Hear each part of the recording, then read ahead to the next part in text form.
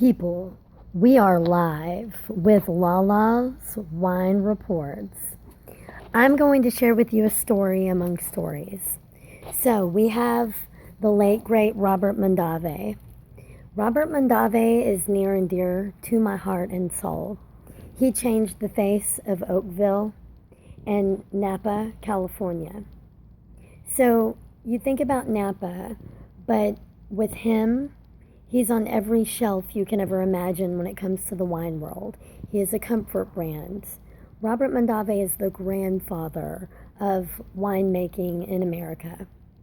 So he is in love with, of course, the biology, the chemistry, the terroir, all of the things that go into wine, but he's a master at marketing. Let's just talk about this for a minute. So you're Robert Mondavi, and it's the 1960s. You're thinking, Sauvignon Blanc has a very bad rap here in America. What are we going to do? This is still a really delicious wine, but it's very sweet the way people are making it. And I don't want this to be one of those things where it goes away forever, because you know how America is. I mean, it's amazing that we hold on to a diamond is forever and our many slogans and our many advertisements. So Robert Mondavi thought, I'm going to step back from my winemaking and artistry for a minute, and I'm going to get smart about this marketing thing, and I'm going to reinvent. I have an idea. So I'm going to look to the Loire, France portion to kind of brush up on my knowledge with Sauvignon Blanc. So Sauvignon Blanc is made to be grassy, a little bit racy acidity.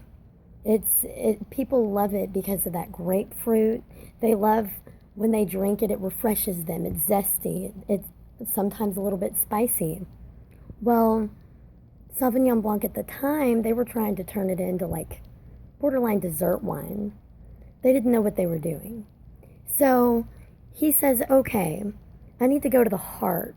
I need to go to Loire, because there in France, there's an AOC called Fume.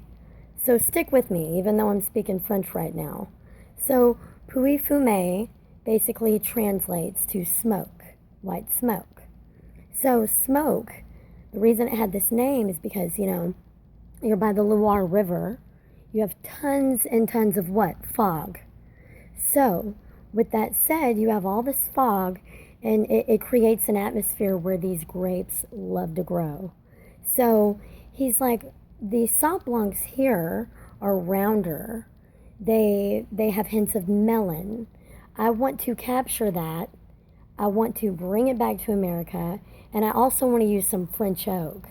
I want to round out some Sauv Blanc, and I want to label it. But I'm not just going to label it Sauvignon Blanc. No, that's not good enough. I'm Robert Mondavi. We're going big here, okay? I mean, have you seen my winery? So he puts Fume Blanc. Sorry, I had a message. He puts Fume Blanc on the label, and what happens?